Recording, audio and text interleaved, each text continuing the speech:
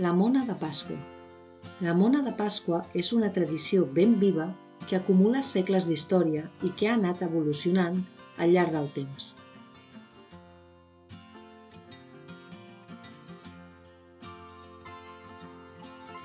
La mona tradicional és un pastís en forma de tortell, de coca ensucrada amb ous durs.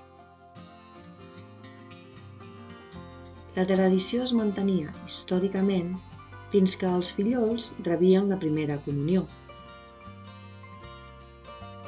La presència de xocolata a la mona és una incorporació moderna, introduïda a Barcelona entorn del 1930. L'origen de la paraula mona no és clar. Podria procedir de l'àrab, el llatí o el grec, però en qualsevol cas es refereix a un regal o ofrena.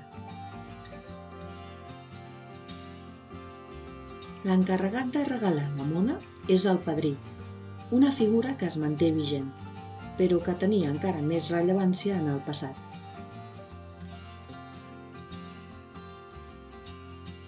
La Pasqua és el moment més rellevant del calendari cristià, que commemora la resurrecció de Crist, després de la seva passió i mort per crucifixió.